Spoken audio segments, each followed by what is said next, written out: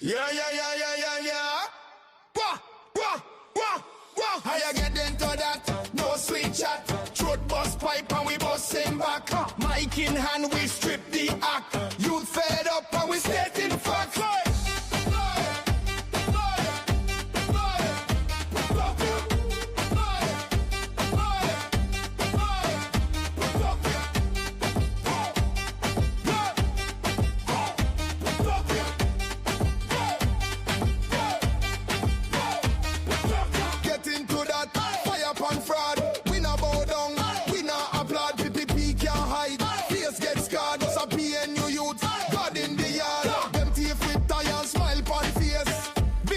While people beg grace, sell out contrast, stash the case. So now you they a fee burn down the place. PPP talk nice, but them hands red. Rice man trying school, child underfed. Flood them cars and blame the rain. So we bring truth like bullet to brain. How you get into that? No sweet chat. Truth bust pipe and we busting back. Mic in hand, we strip the act. You'd fed up and we stating facts. Get into that. Fire pan fraud. We not bow down.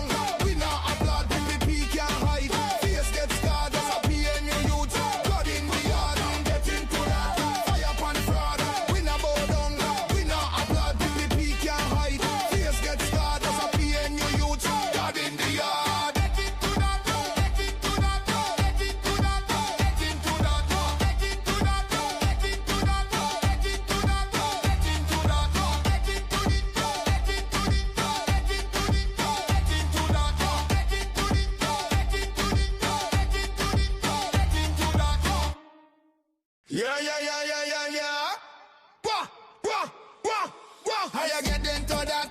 No sweet chat. Throat bust pipe and we busting back. Mic in hand, we strip the act. You fed up and we stating facts.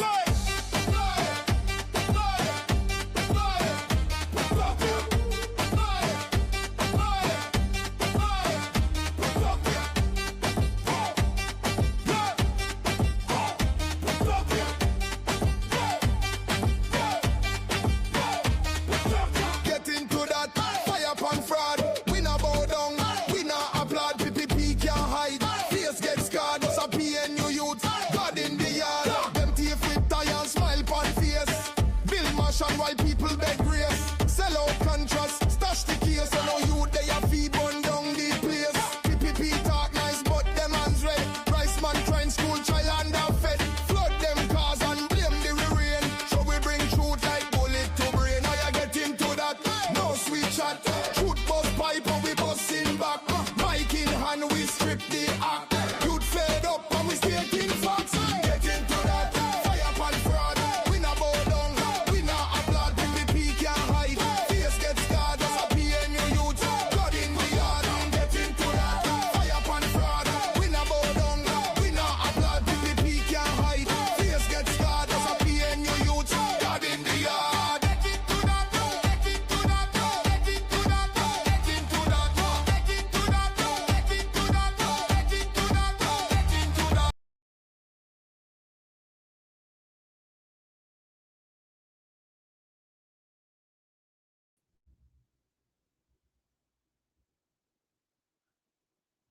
All right, good night, ladies and gentlemen. My name is Corbin. You already know this is the Get Into That show, and we are here with a very special guest. But before I get into our guest, you know we have to make a few announcements. So, as most of you know, we would have launched our manifesto last Friday, and we were also in Breeding Hoop last Friday. And I'm happy to report that both were a major success.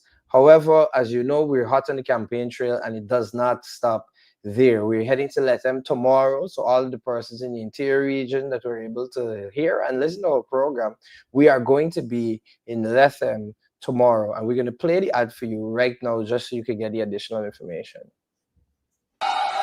We ready, time to remove the curse. The APNU Coalition campaign now moves to Region 3. Reading Hoop on Friday, August 15 from 5 p.m. Come hear from our candidates. Come hear about our people-centered development strategy that puts people first. Come hear from our Prime Ministerial candidate, Jurita Fernandez, our presidential candidate, Aubrey C. Norton, and others on Friday, August 15 from 5 p.m. Reading Hoop will vibrate with a people-powered campaign. APNU, putting people first. Time to remove the curse.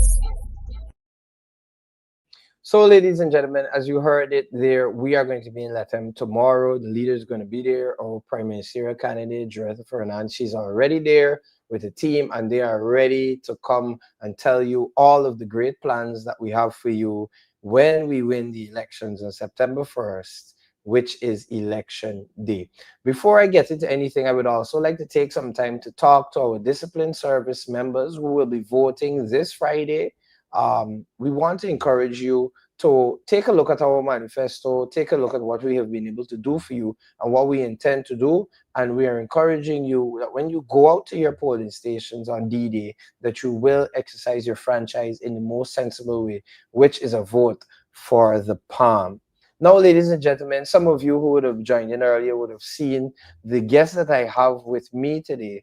But before I go and introduce the guest, I would like to remind you guys that we have already launched our manifesto on Friday of last week, and I had an opportunity to read it. I had an opportunity to contribute it, and I think I'm very proud of what the APNU is putting forward to you. But instead of me just boring you guys and talking about, what I think and how I feel, I have brought some candidates, some youth candidates as well, who are going to be joining with me, and we're rather are going to go through the manifesto, and we're going to talk about some of the notable things that we have observed and how we see this benefiting the Guyanese people. So with me is someone who I've known for a very long time, someone who I've had the opportunity to admire, someone who I've had the opportunity to observe, and he is an impressive young man. Anybody who knows him knows that he bears a great amount of wealth, and he's very knowledgeable in a lot of things. He's an attorney at law by profession. He's a humble man by trade, and he is a candidate by choice. And ladies and gentlemen, I'm introducing you to the Getting to That podcast to none other than Mr. Ronald Daniels, attorney at law. How are you doing today, Ronald? Man, I'm good, buddy. Well, for those of you exhausted, but good. And I know that because you were supposed to be on this show a while back. We've been trying to get to you, but there's a lot of scheduling errors. We're both on the campaign trail, that could take a toll. And then we have our own commitments and our work life, so how have you been able to balance that so far? Bro, listen, let's talk about the manipulation first. You see, I like that man who is on the ball on the topic. So as you see it, this is our manifesto. I don't know if you're going to get a close up to it, but this is our manifesto, and we plan to go through this manifesto with you today, right? So Ronald, you already told me the areas that you want to get into, so let's get straight into it. Let's not waste any time, so let's talk about it. All right, fantastic. Just let me backpedal quickly before I jump into the manifesto, so that folks can really understand how consuming this commitment is. Yeah, I remember some years ago, one of the politicians saying that, we're part-time politicians and we're part-time workers. Mm-hmm. So I took umbrage to that, because I'm thinking, once you're offering yourself up to leadership, that commitment has to be a full commitment. Mm-hmm. Right? But bro, we know that the law is a jealous mystery. You don't have to tell me. And Creto was saying to me the other night that politics is a jealous side chick. So you can just imagine having a jealous mistress and a jealous side chick. Yeah. It's really consuming. It takes a lot of commitment, and it's a testimony, especially for the new candidates who are hot on the campaign trail, that we really have the deepest interests of every single Guyanese at heart. Exactly. So let's dive right in. So you told me that one of the areas that you really struck you is the issue of a livable income. And, that has been one of our main platforms ever since we began campaigning, that, we want to create a culture or an economy rather, whereby our Guyanese are able to benefit from a livable income. So tell me, what does that mean? All right. One of the things that we have to bear in mind, right? The major party in this coalition, the PNC. The PNC has always been focused on people, always been focused on ensuring that, the overall circumstances of the Guyanese is one that is dignified. Mm-hmm. We know that initially we started out with our post-independence drive of being able to feed ourselves, clothe ourselves, and house ourselves. All of those are part of components of, having a livable income to be able to do those things. And right now, we know that the cost of living is a really big issue. Mm-hmm. Everybody is complaining. Yep. I mean, I wonder how people make it. Mm-hmm. I was saying last night in Kitty that I'm an attorney and I still have struggles, right? I could imagine what you are going through out there, the ordinary man and woman in the streets, who may not have the type of support system that I've managed to construct over the years. Now, our focus has been really on the reduction of poverty. And that ties in with one of the main sustainable development goals, right? To ensure that we eradicate poverty globally and certainly eradicate poverty locally in a country that holds itself out to be one of the fastest growing economy in the world. Yep. Right, so a livable income really means that you must have the ability to offset your ordinary expenses, right? Without, having that burden of, thinking about where your next meal is coming from, how you're going to send your children to school, how you're going to go to work and all of these things. A lot of you can testify to the fact that by the time you get your salaries, it's done. Correct. And we see that playing out a lot. You touched on it. You people who find it hard, even for the professionals who find it hard, who have a sturdy income and whatnot, who find it very hard to do it. And these are the things that the people are looking for. It's not just about giving out people grants or just providing some small change on the latter end, but it's more about ensuring that we structure our economics or our economy in such a way that the money that you have could actually do. I say it all the Absolutely. time at the rally. It's like, you take out the 5,000 in this day and age, and by the time you blink, the 5,000 is done. You never got to blink. You never got to blink for the 5,000. And that's it. And by the time you take it out, it's done. So many times I go to the supermarket or I go to the grocery, or even I go to the shop and I pick up a few items and I'm scratching my head every single time. Asking myself, how did all my money finish? That. And I think that has been one of the pillars of our campaign, because this has been something that the people have been feeling. And when I took a read into the manifesto, one of the key things that I see there is that, we are looking to not just reduce, but we're looking to end poverty. Absolutely. And what do you think about that? Now, let me share this personal testimony with you. And I'm going to ask the producer to put a camera on you so that they could see you properly when you're speaking. Yeah, let me share this personal testimony with you before I dive into our structured poverty reduction. Yeah, I went on the market the other night. My wife told me, pick up some greens and pick up some celery and thing, buddy. When I go and ask the price for the celery, I had to ask the price for the celery about 5 times because I sure that I wasn't hearing right. Yep.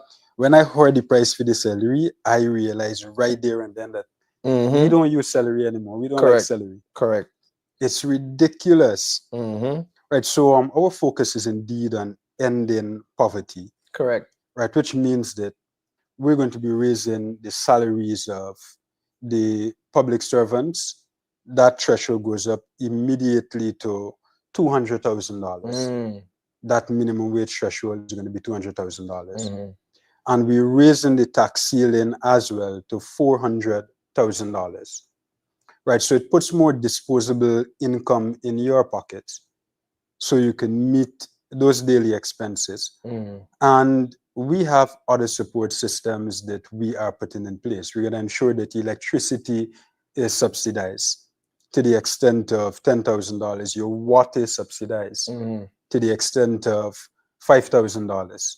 So all of that is really putting monies back into your pockets. What distinguishes this from a one-off grant? A one-off grant, uh, Mm-hmm. Sorry about that. no, Yeah. no, that's all right. Um, I really like these watchwords that we have here.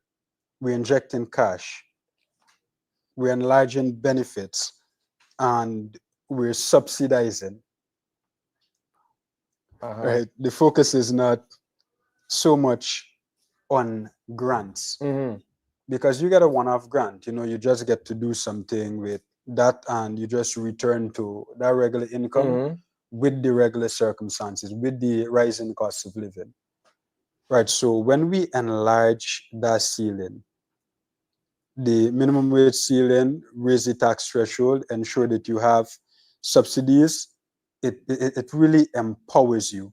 Mm-hmm. And we're still ensuring that you have that $100,000 grant in our first 100-day commitment. Correct. We're ensuring that we put systems in place for your children, your minor children. We're going to ensure that we have allowances for them to the Mm-hmm. extent of $120,000. Yep.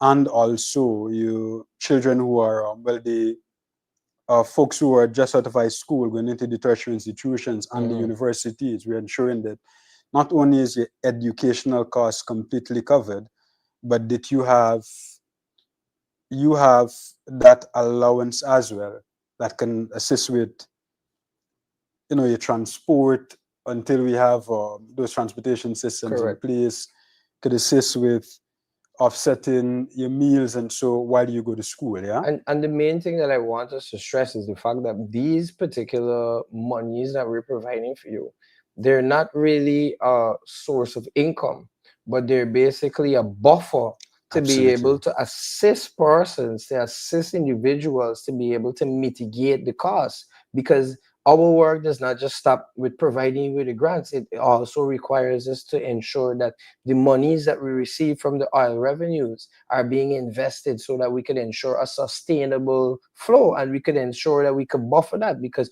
we both know that oil resources are not never ending, or they're to the infinity. There's a limited amount. While we may admittedly have one of the largest deposits in the world currently, the oil revenue is not going to be our ticket out of going into and becoming a developing state. So when we see these things, as you mentioned, the raising the tax threshold, raising the minimum wage, providing 120,000 to minor children. There's also the 50,000 to new tertiary students, you understand, persons youths who are now heading into tertiary institutions could provide themselves, or could be benefiting from a $50,000 grant per month, which is Yes. something to look forward to. But if the economy remains high, if the cost of things remain high, then how will these grants be beneficial? And we see that the government has done that during COVID. They started off with 50,000. They said that it would have been per household. Then they realized that the per household thing is not necessarily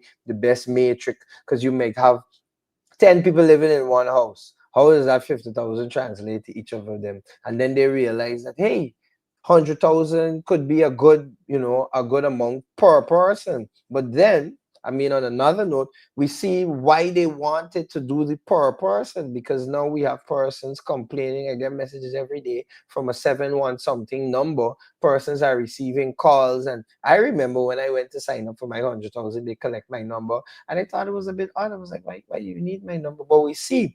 And the point we want to get across is that we're not just giving you these things to politicize or to try to make you feel that, oh, you need to use this because and vote for us. We're doing these things because we understand that when the government is in a position to, it should do everything in its disposal to ensure that we cushion and we make life livable for you. That's why we phrased it as a livable income. And I think that's something very key that we don't see in this current administration. They're more concerned about the big projects and the big investments and the big roads, and claiming that they're doing this and they're that.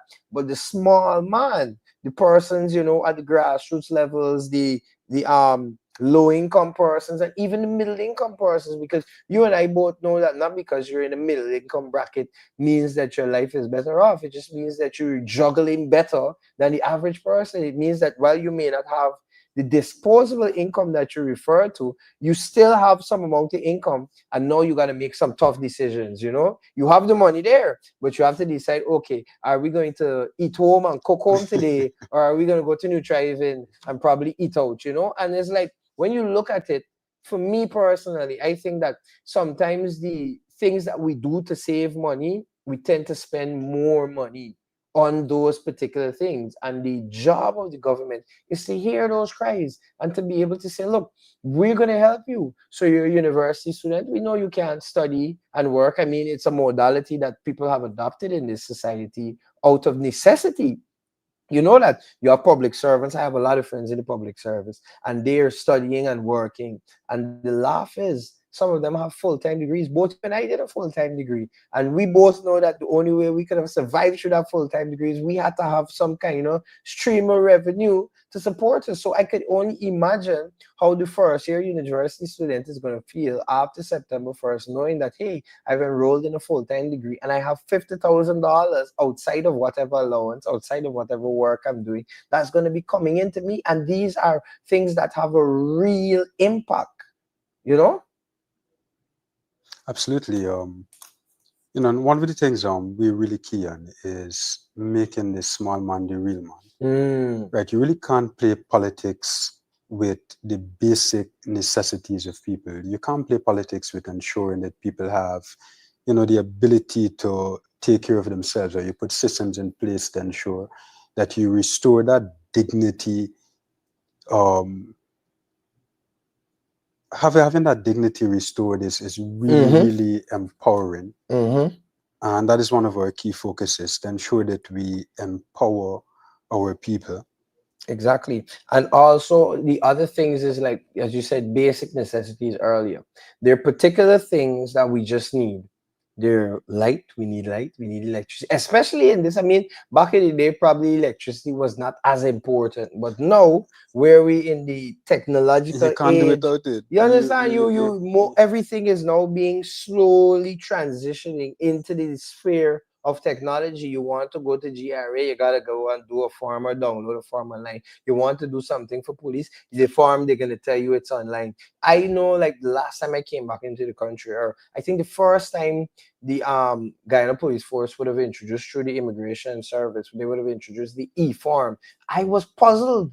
You understand? I mean, I remember I was coming in, and the cashier or the clerk at the check-in counter in the country which I was telling me, hey, do you have the link? And I was like, I wasn't really paying attention. I was like, what link you talking about? You understand? Yeah, And then to that, when I got filling up your forms, when I got to Chenijaga, I'm at the front of the line. You understand? I'm about to head off. I've been standing in this line for about 20 minutes.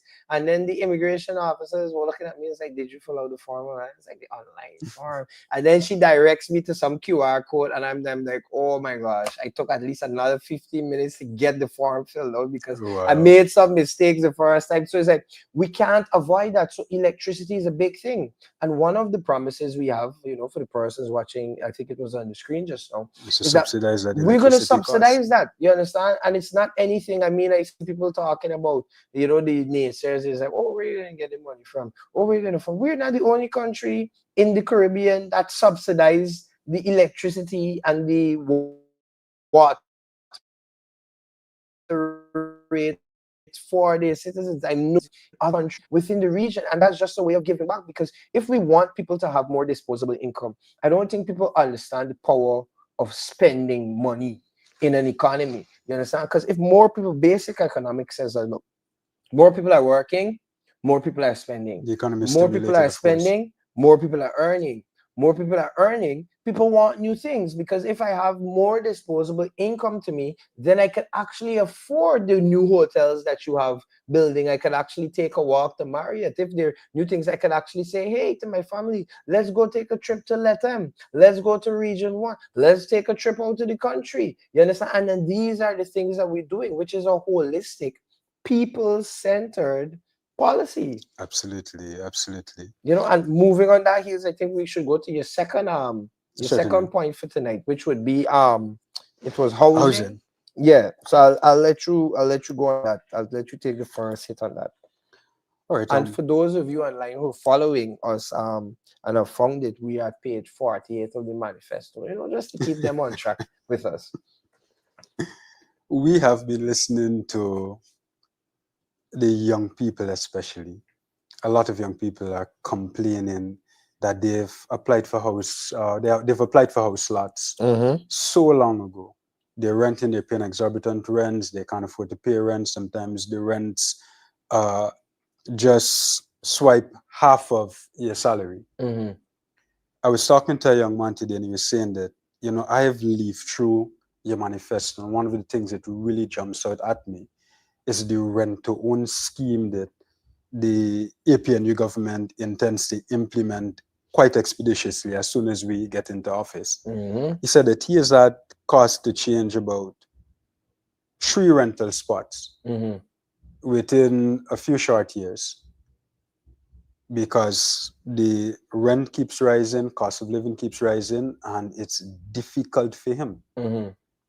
And a lot of young people are complaining that even when they're given the land allocation after waiting for years to get it. Oh, yes. Right, they're given land allocation in areas that have no infrastructure at all. Oh, yes. So they really can't operationalize those lots immediately. And then they're still waiting years after the allocation in order to get their title documents. Right, so our focus is not so much on land allocation, while that is a component of our focus. And it still will be happening. That's what I'm saying. While it's a component for those who are interested in it.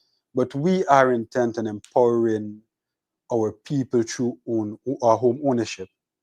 Right. So you have that rent-to-own scheme.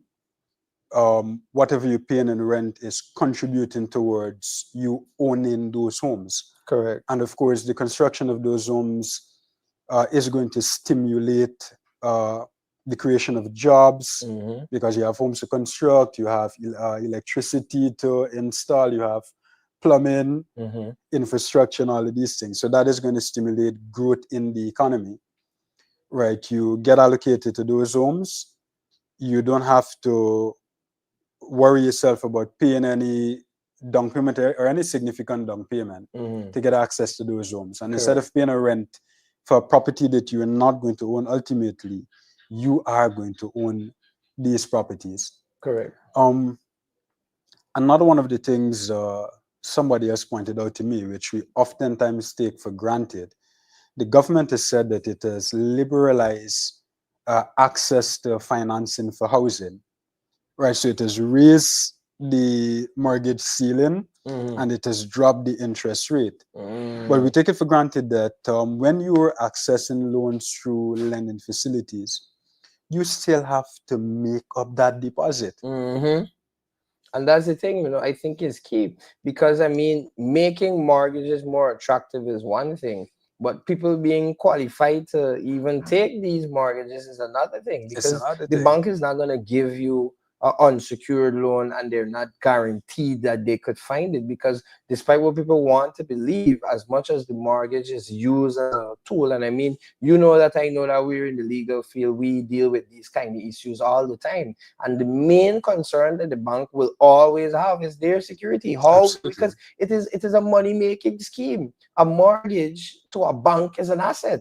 It's a liability to us because it's something we owe, but to them, it is a stream of revenue because they get their money off of the mortgage. So even if we drop the interest rates, now the bank is going to be even more strict. I remember one of the first times before I left for law school, and I attempted to go to a bank to, seek out to see what my options were as a student. And they flat out told me, well, look, you need this, you need that, and a list of 101 requirements that I, as a student who was basically, working for crumbs at the time, I would say, they don't want to see that. They want to see real things. And, to me, I agree, the rent to own really strikes, because the reality is not everybody in Guyana is at the position to afford to build a home. Absolutely. We hear people talking that $40 to $50 million is pocket money. right? And the average Guyanese is not going to see that in their lifetime. So even if I do receive an allocation, if the government is calling 2, 3, 4 million, I don't have that money readily available. Even if I go and I say I'm going to make it installments, I have to be making some serious budgetary cuts. I might not be eating for a week. You understand? I might be starving just to, You don't have the monies to get the allocation to begin with. You don't correct. have the monies to facilitate construction. You don't have the basic requirements to qualify for the loan. Mm-hmm. Right. So the rent loan scheme is really attractive. And in addition to the rent loan scheme, for those who are renting in the meantime while those schemes are up and running, we are going to be offering rental assistance Mm-hmm. to persons who need it. We're going to do a means assessment and offer rental assistance to those persons. Mm-hmm. And of course, for persons who are really intent on getting a mortgage because you want to build your house in a certain way or you want to live a certain place, right, we are still going to help to subsidize that mortgage as well. And for those of you who just want your outright land allocation, right, the land allocation is not going to be a bare land allocation. We are going to ensure that we speed up that process of getting the infrastructure in place. So when you get that allocation, you could move in virtually immediately. Once Correct. you have the capacity to build, you move in virtually immediately and you do your thing. Because the average Yeah. Guyanese is forced to rent. That's a reality. Yeah. Some people get big, they want to move out from their parents. Some persons are coming out from the interior regions, and that's another issue in relation to the decentralization of particular services. A lot of people are flooding in Region 4 because there's a lot more opportunities. There are a lot more things happening, and people are forced to rent for their various reasons. So it's not like if the Guyanese don't have the money to rent. But to rent and to build at the same time, for the persons who have done it, know that it's a Herculean task. I know about building a house and you don't even get to put the roof on the house and then the mortgage payments are due. So you're now funneling money, paying off your mortgage installments while you were still building, and you feel like the bank will give you some amount of leniency. Bro, I have seen people build houses literally block by block. And you guys can testify to that. You make a little $10,000 this month, you buy a couple of blocks, you buy a cement, you put up a couple of blocks. Yeah, sometimes you live in, you got that structure because you're dreaming big. You put up a relatively big structure. You may have a big family. You want to ensure that everybody is comfortable. But sometimes you occupying quarter of that structure. You build a little shed over quarter of that structure, and you're occupying that for years upon years upon years because you can't go to the bank. You got to squeeze out the pocket, and you got all the other expenses competing for your resources. Well, I think we've covered a lot, and I don't want to cut into our next guest time. For those of you who are watching, we have released our manifesto. It's on our website. You can check our platform. If you don't get through, feel free to drop me a message. The name is Eden Corbin. Same name on top of the screen. Thank you so much, Ronald, for having I just want to say something quickly about the manifesto. Definitely. My wife was saying that we have such a beautiful manifesto in terms of the quality of the construction and the layout. And of course, the contents are rich and practicable too. Awesome. So we're inviting you all to read and to check our manifesto, right? Wait, good, I'm in the shut now. We're inviting you all to check out our manifesto and take a look, take a read, interrogate it, ask the questions, and find out how you can be able to benefit from what we have and how does it impact you. Thank you so much, Ronald, for having us here. Currently, ladies and gentlemen, we are a multifaceted party. So while we are doing this show today, right outside there, we have a five-a-side tournament going on. So for the persons who are nearby, feel free to come out, check out it. We have some teams. When I was out there, I think it was Den Amstel playing All Boys Town. Oh, no, I think it was Mocha versus Lindem, and they were on, I'm not sure, but it's a five-a-side tournament. It's going to be from today, Monday, all the way to Wednesday, Thursday, depending on the amount of teams that register. And this just shows, in case another party decides to come up and tell you that, hey, we throwing a football tournament, let them know we do it first. And this is just a part of our people-centered strategy, whereby we are able to ensure that youth people are being put first, in relation to our athletes, in relation to ensuring that. But I don't want to ramble on too much on that. As I said, we're going to be in Letem tomorrow, so I'm going to let them play the advertisement one more time for you, for the persons in there. So if you know your friends and families within the region, invite them to come out, invite them to hear about our plans, invite them to see all of the things that we will do come September 1st. So we're going to go straight into that. We ready, time to remove the curse. The APNU Coalition campaign now moves to Region 3. Read and Hoop on Friday, August 15 from 5 p.m. Come hear from our candidates. Come hear about our people-centered development strategy that puts people first. Come hear from our Prime Ministerial candidate, Jurita Fernandez, our presidential candidate, Aubrey C. Norton, and others on Friday, August 15 from 5 p.m.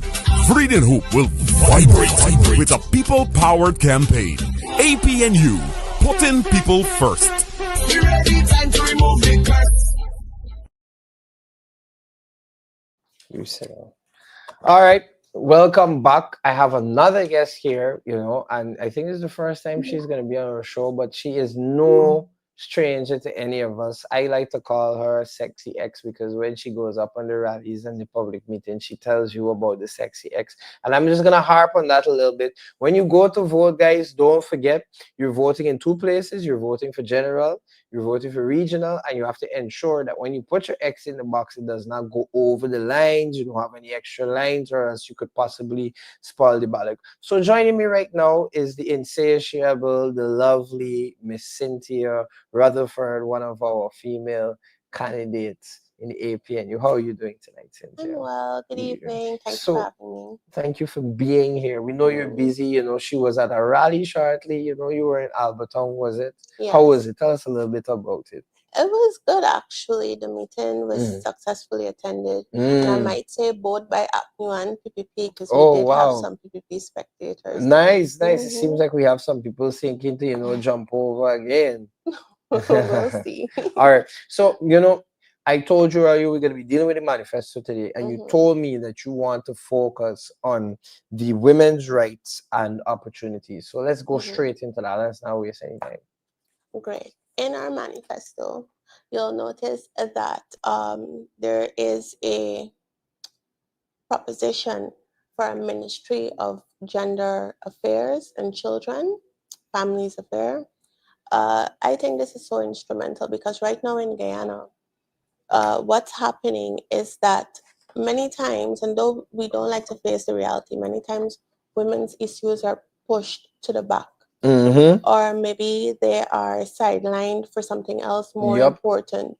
And a ministry that focuses just on family, children, women is so needed in today's society. It's so vital for the development of Guyana.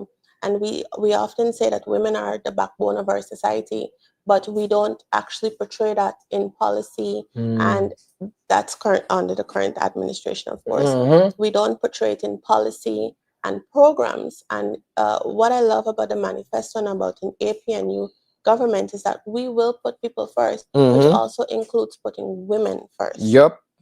Definitely. And I like that because, we see what's happening in our society in relation to women. We see the cases of too many cases of women being killed by not just men, but by their partners, We had the story of the young lady from Kitty and the businessman where she was shot in front of her child. Then we have the story of, I think it was Stacey Peters in Berbice, whose death, still leaves a lot of questions that more than answers that we have. And it is worrying because, our women, we have Adriana Young, our young women and our women are not safe again, and it requires not just a community level approach, but it requires an approach all the way from the government that goes beyond just rhetoric, goes beyond press statements. And I think that is what our manifesto really presents, because we're not just trying to attack the women issues on a level of at the community, but we're trying to ensure that we're compliant with the international standards of the United Nations Development Goal, specifically Development Goal number 5, which is the Sustainable Development Goals, which is ensuring that we have equality for the women. So how do you see this work? Because a lot of people are asking, well, we see a lot of things, we're impressed by it. How do you see this manifesto taking life, or specifically in relation to women? Well, I've already said the establishment of a ministry to address women affairs, but more than just making women equal in our society, we actually plan to empower them as well. Because equality is not the end of the line. You also have to empower our women economically, and you have to make sure that they have equitable access to opportunities. We know we say equal access sometimes, but equal doesn't always mean equitable. So we have to. For the persons who might not be able to appreciate that distinction, I just want you to labor on that point a little bit more. Okay, sure. I'll use an example of you and I. Equal would mean we both get $5 for today. Equitable would mean examining our individual situations. Maybe $5 is sufficient for you, but $5 might not be sufficient for me. Maybe I need $10. And that's what we talk about equitable. So we have to first analyze the individual situations, and therefore make the opportunities accessible to the person that would bring them up to a certain standard, or bring them up to an equal standard as somebody else in society. And that's a part of our people-centered governance. And I mean, I think so far we're one of the few parties who would have announced a female female prime ministerial candidate, with confidence. We didn't have to wait till close to the election. We're not the only party, but we were no, that was we were one of the first parties to ensure that we have that representation, because it's not just about the optics, but it's about what it really says to the Guyanese people. What it really says, like I remember when Kamala Harris was being floated to be the VP, and she made waves not just as the first female vice president, but as the first ethnic female vice president. And I see, Mr. Norton taking a page out of that book, and they don't understand how much that inspires, because you have a young girl in school who's now coming, to herself and figuring her identity, and she sees a young lady like Jaretta Ferdinand, well educated, and then she says to herself, "Mommy, you know what? I could possibly become the next prime minister of Guyana too," because we don't just need to speak it, we need to show these role models, and we're not just putting her there. For some people might want to feel it's for optics, but this is a qualified and an educated young woman, and that is what we want to instill. We want to ensure that the young women in Guyana not just feel safe, but they feel like they could be anything they want to do. And it also requires us addressing and tackling head-on issues like domestic violence, dealing with, not just the women in the domestic sense, but in the professional sense, in the public service. How are we ensuring that we prioritize and, we ensure that the societies are sensitized to the issues women are facing? I don't know what you think about that. Well, coming off of that point that you just mentioned, I want to emphasize that women do a lot more than men. It's not a competition, but it is the fact.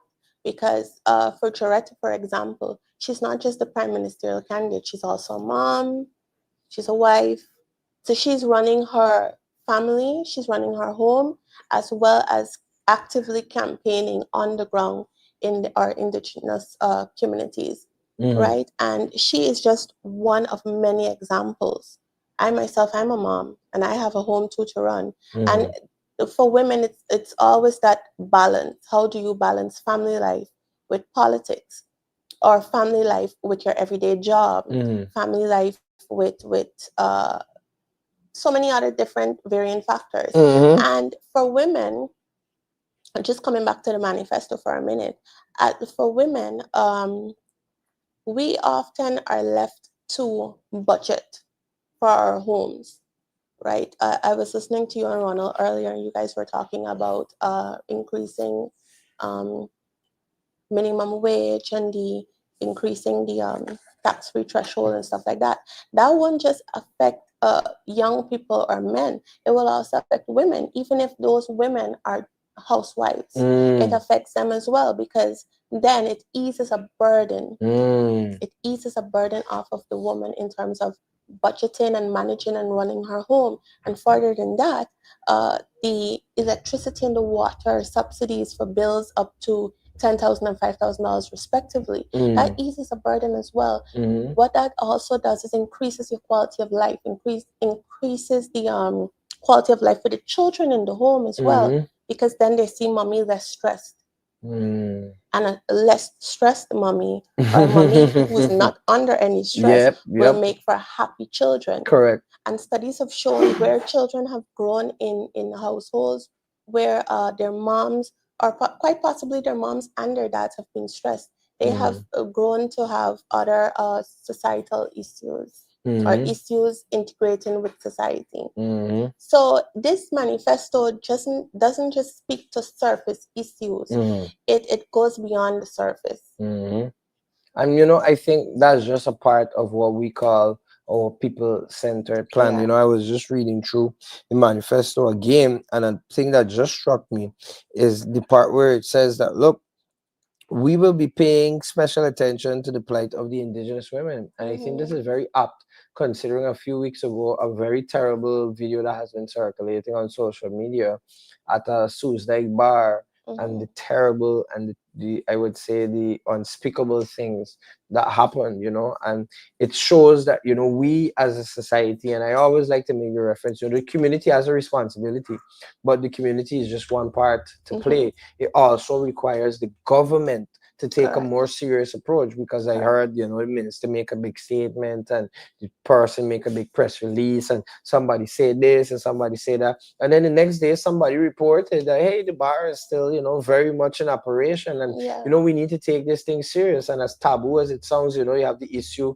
of the women who go to the police station and report, and then I heard the AG or one of the ministers make reference to the fact, I think it was the AG, make reference to the fact that, a lot of the issues in relation to domestic violence is that the women tend to, withdraw their reports or their complaints after the fact. And then, what should really strike out to the current administration is, why do they not feel comfortable in going the mile? And I could answer that. It's because, the women don't feel as if the system is catered to them, and they don't feel as if it will pan out for them, and the amount of things they have to do to get justice, they will just feel more comfortable than, just complying and accepting that. And that is part of our strategy. So, and even more than that, the system has proven time and time again to fail women, because so many times we see issues of where, or cases of where, the women would go forth with their charge,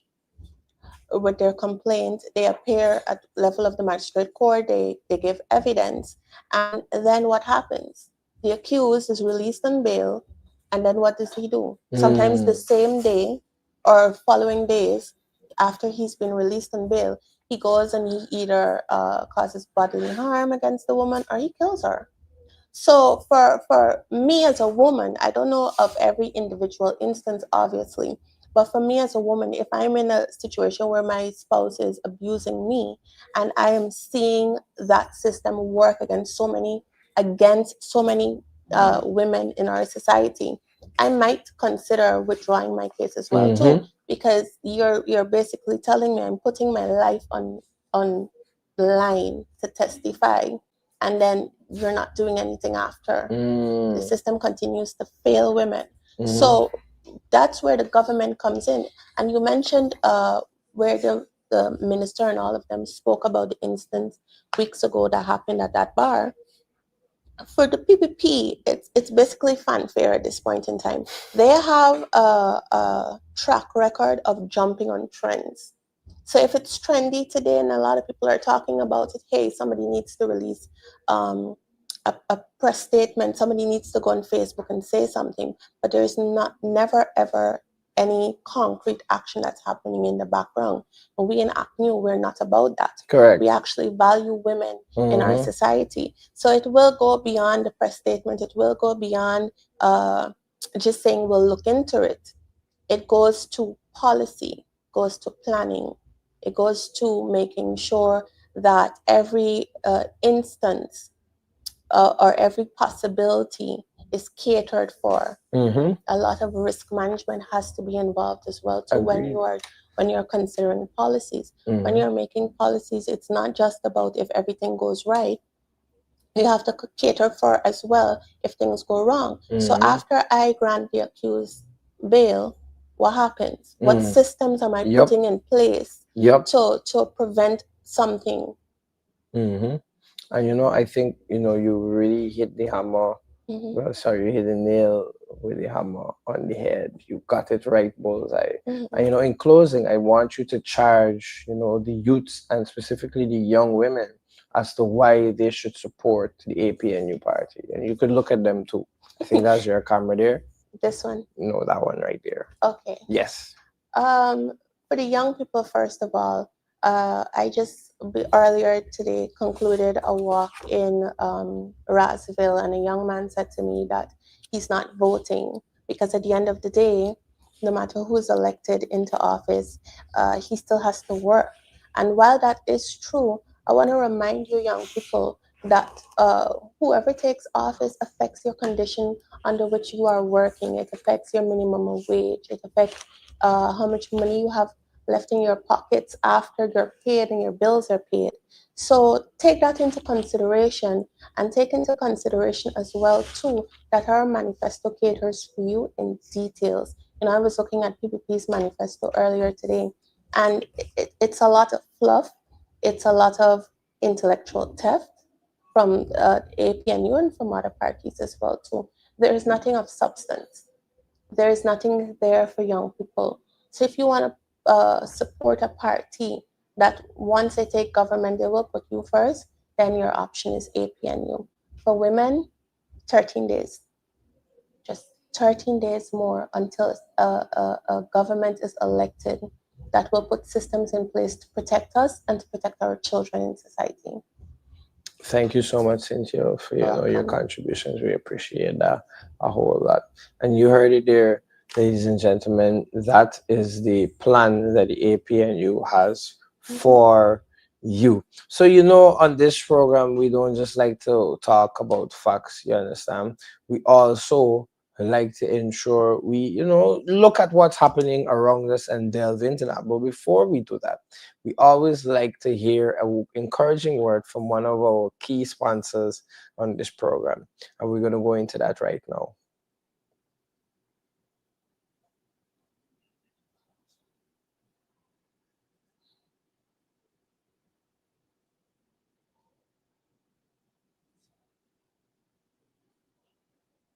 All right, so I think it's a particular video of the bishop, if you're looking for it.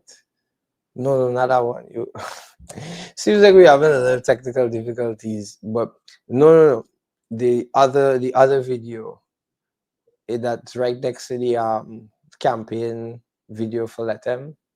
Yeah, it's that particular video that we want of our sponsor, of our key sponsor, Bishop Edgel. Okay, so if you look at the left of the screen, or the right of the screen rather, you'll see it with the same. All right, so we seem to be having some technical difficulties this evening. So we're gonna work with our producer to see if we can get it up. For transparency, accountability, and good governance, vote APNU.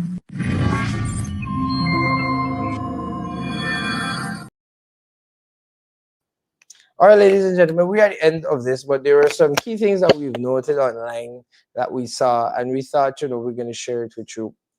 So there has been a concern that has always been brought to me that, you know, the PvP rallies seem to be very big and they're drawing a big crowd and whatnot. But we want to show you how these crowds are brought out. And there's a video that we're going to show you of a young man collecting his PPP shirt. Don't miss it. All right. You got your package? We get them package, open it and let's take taxi. Oh, Scott, you got your package? All right. All right. Cup is it, right? Good. Good. Cup is it. Good. My Josie. Hey, you collect your Josie? Or you won't get it inside? Good. You get it inside.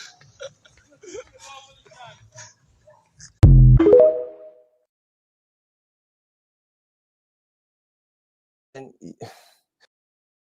you saw it there first. This is the PPP package that they're carrying out, and it's not the newsletters that they claim. They are out here sharing hard cash in exchange for wearing shirts and exchange for attending the rallies. So, ladies and gentlemen, I'm going to invite you to be a bit more vigilant as we head into the as we continue into the campaign season.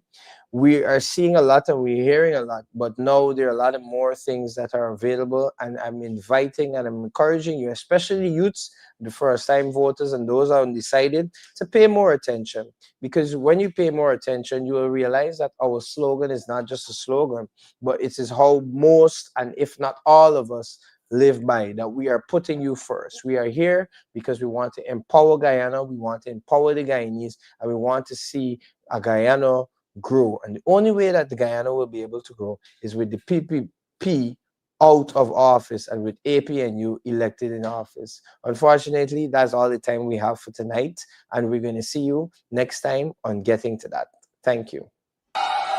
We ready, time to remove the curse. The APNU Coalition campaign now moves to Region 3. Read and Hoop on Friday, August 15 from 5 p.m. Come hear from our candidates. Come hear about our people-centered development strategy that puts people first. Come hear from our Prime Ministerial candidate, Jurita Fernandez, our presidential candidate, Aubrey C. Norton, and others on Friday, August 15 from 5 p.m. Read and Hoop will vibrate with a people-powered campaign. APNU, putting people first. We ready, time to remove the curse.